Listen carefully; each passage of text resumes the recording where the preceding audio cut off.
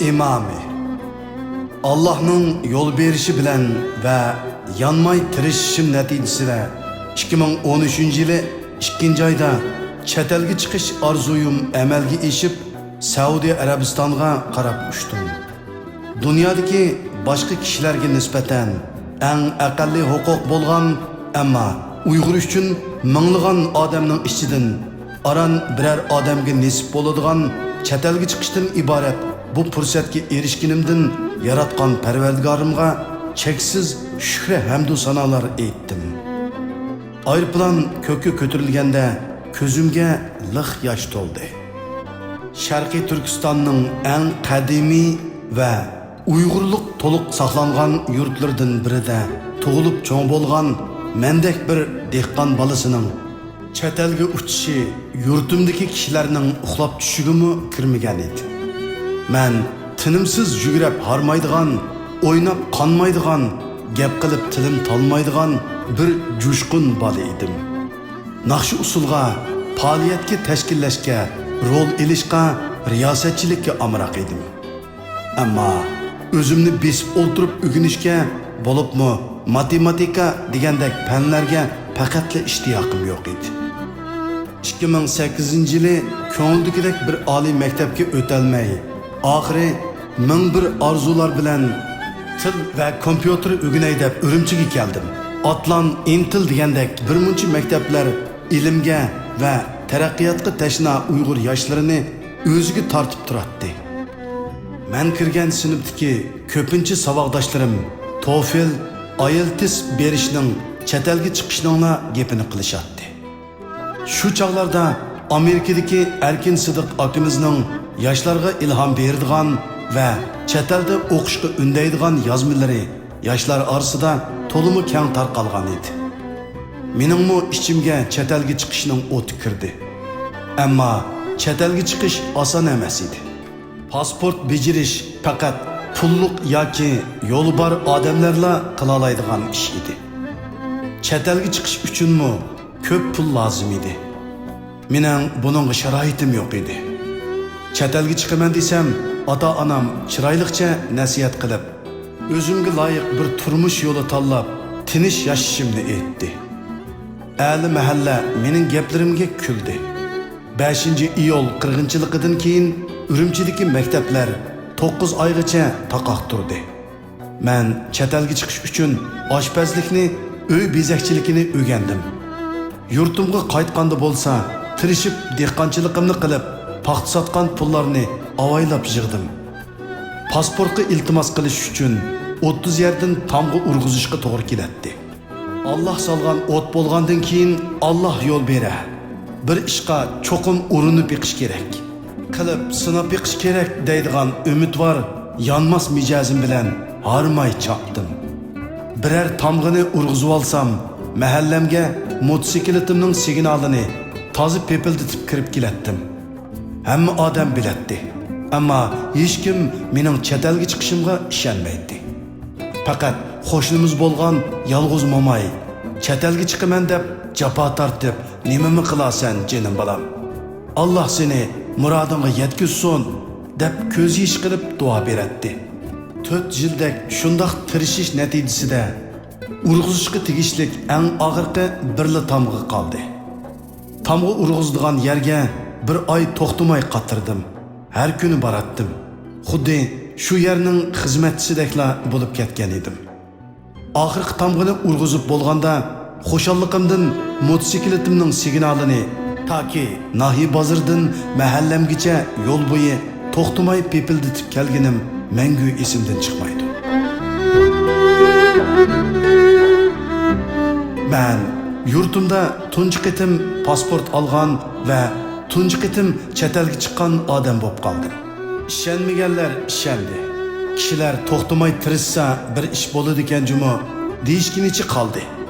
Saudiya Arabistonga shu chog'larda chiqqan ba'zi Uyg'urlar uy xizmatchisi salohiyati bilan ishlamchilikka chiqadi. Shumi texi oson emas edi. Men shu salohiyat bilan chiqqan edim. Bir tarafdan tirishib ishimni yaxshi qilg'ash, oliy maktabga kirib o'qish orzusida bo'ldim.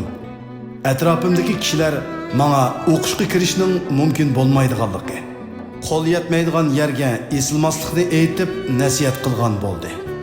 Men Makka va Madinada ishlab yurib, bo'shashmay tirishib o'rgandim va 1,5 yil bo'lganda maktablarga kirishning asosiy shartlarini hozirlab iltimos qildim.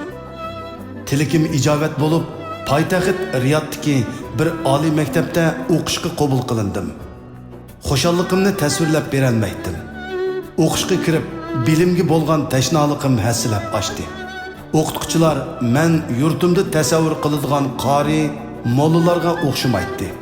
O'qituvchilar shunchalik xushpeyil va ilmiy ediki, jimi narsani bizga asal yegizgandek singdirib etdi.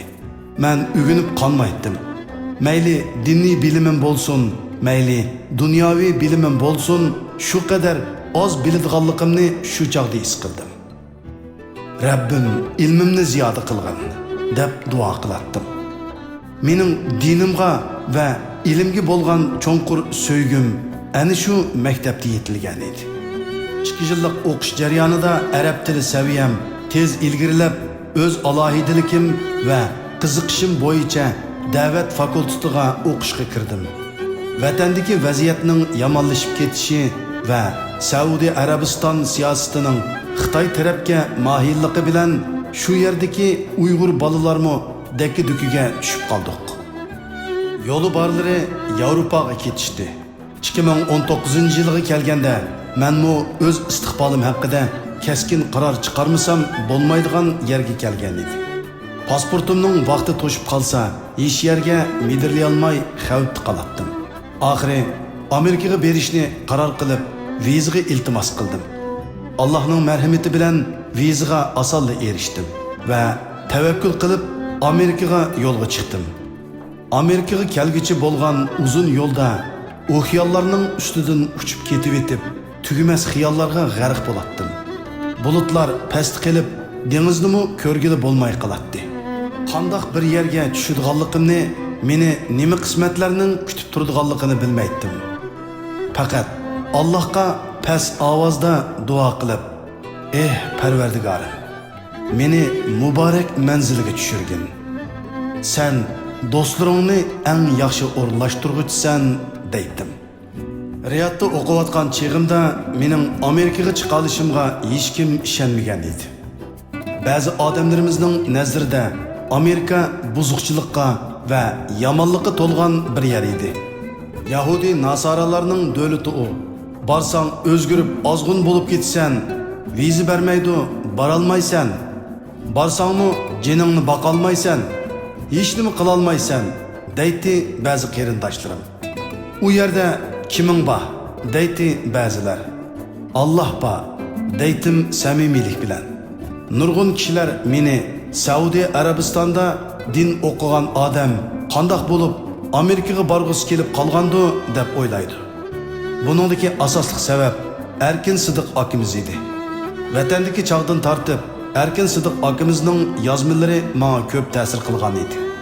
Amerikaga kelishdan burunmi Erkin Sidiq akamiz bilan aloqalashib maslahatini olgan edim.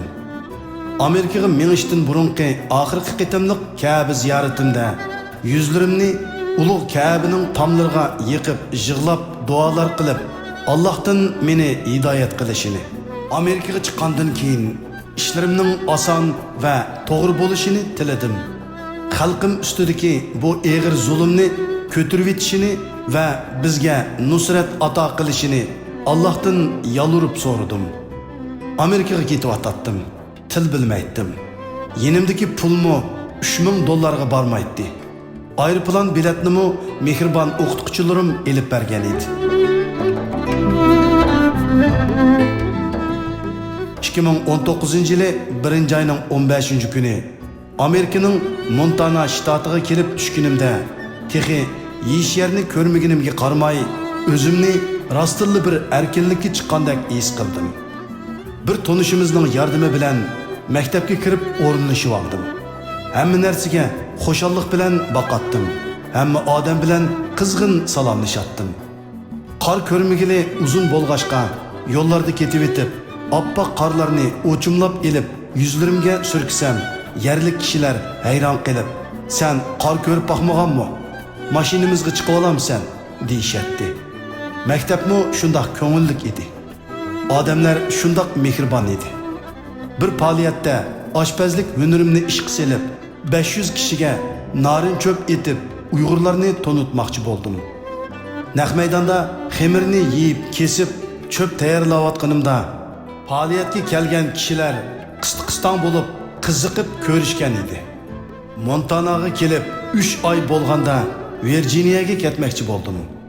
Davomli o'qish puli to'layolmaydim. Uyg'urlar ko'p yerga baray dedim. Avtobus bilan Montanadan Virjiniyaga kelguchi bo'lgan 3 kunlik safarimmi ko'ngillik bo'ldi. Montanadagi saboqdoshlarim va mas'ul o'qituvchim ko'z yoshlari bilan uzatdi. O'qituvchim to'limi bag'ri yumshoq kishi ekan. "Puling bormi? Yeydigan narsa oldingmi?" deb so'ragan edi. Menga yo'lliq tutib etib. "Pulim bor. Bilet algandan keyin yenimda $200 bor. Yeydiganlarim somkada" degan edim. Xo'shallik bilan u kishi xat yozilgan kichik bir qog'oz kartini bo'ynimga esib qo'ygan edi. Shu chaqda uningda nimalar yozilganligini bilmaydim. Keyin bilsam, uningda mening inglizchani yaxshi bilmaydiganligim, mening kishilarning yordamiga ehtiyojli ekanligim, agar bir masala yoki savol bo'lsa, o'ziga telefon qilishi kerakligi yozilgan ekan. Shunga yo'ldagi tekshiruvchi xodimlar shu kartadagi nomerga telefon qilib, men tushuntirolmagan narsalarni o'qituvchimdan so'rab bilgan ekan.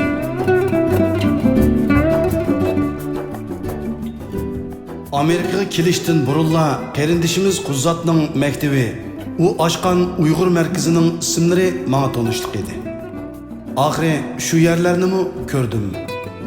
Mening Saudiya Arabistonda din o'qiganligim va hoji ekanligim bilingandan keyin qarindoshlar menga juma namoziga imomlik qilish taklifini berdi. Men hech qachon juma namozi va boshqa namozlarga imom bo'lib boqmagan edim. Quzzat qarindishimizning ilhom berishi bilan tunji qitim 2019-yildagi Qurbon hayitda imom bo'lib Uyg'urlarga o'z tilimizda xutba so'zladim va birlikda namoz o'qidik. Kechicha tayyorlik qilib hayajon bilan so'zlagan, uyushish, birlik, zulmga qarshi barliq kuchimiz bilan kurash qilish asosiy mazmun qilingan xutbam qarindoshlarimning yuragini titratgan edi. Bo'libmi Quzzat qarindishimiz o'zining bek ta'sirlanganligini bildirib, burun hayit, juma namozlarida Uyg'urlar uchun duo qilib qo'ysanglar deb yelinib ketdik. Falastinliklar, Suriyaliklar, Afg'onistonliklar uchun duolar qilinadi. Bizning ismimiz tilga ilinmaydi. Mana bugun o'z imomimizning boshchiligida o'z tilimizda duolar qila oldik. Mo'rini mo'riga yiqib, hayit namozi o'qidik. So'zlagan xutbamizning tekstini yozib qo'ying. Buningdan keyinmi boshqa yerlarda so'zga chiqib qolasiz. Shu nutqni vatan ozod bo'lganda o'z yerimizda so'zlaysiz Alloh buyursa dedi. Shu bir qitimliq imomlik qilishim bilan qarindoshlarimiz orasida imom bo'lib tonilib ketdim.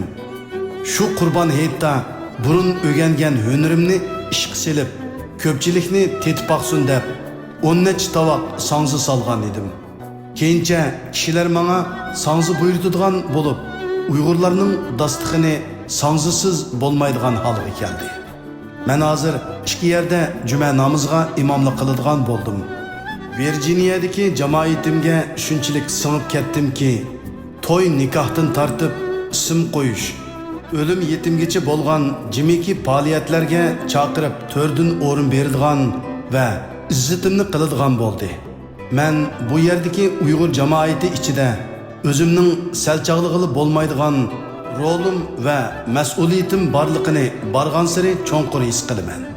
Mening bu yerda qilayotgan ishim asli bir inqilobkan. Qarindoshlarimizni bir yerga jam qilishda, safarbarlik qilishda, Uyg'ur tili, madaniyatini va qimmat qarashlarini saqlab qolishda ko'p ishlarni qila olmayman.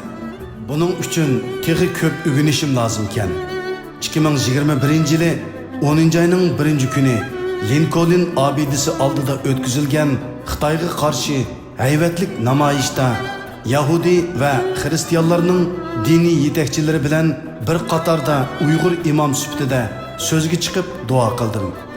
Xalqimga vakolatan duo qilib, Xitoyga la'nat o'qidim. Allohdan xalqimizni tezroq ozod qilishimizga madad qilishni tiladim.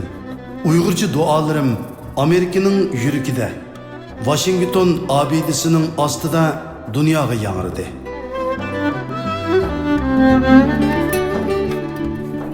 Men Anqar hojim, ota-onasining umidini oqlashga, xalqning bergan tuz haqqini ado qilishga tinim topmay tirishayotgan Anqarjon.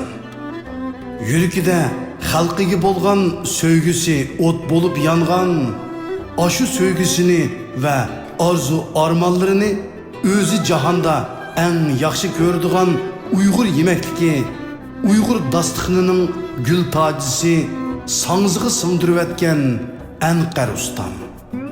Uyg'ur balalarga islomiy bilimler ve Kur'an'dan söyünüp ders berdigan ve shuningdan baxt his qiladigan Anqar muallim.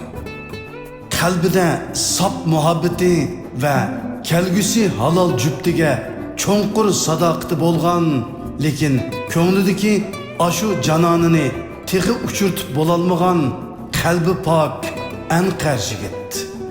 Nurg'un esil Uyg'urlarimizdek hayotga, turmushga, dunyoga qizg'in umidvorlik bilan boqadigan, eng qiyin sharoitlardimi ham o'zini ham boshqalarni xo'shal qila oladigan, kesh kuzning ochiq sovuqlarida ko'lga sakrab o'zini tavlay oladigan berdam Anqar Uyg'ur.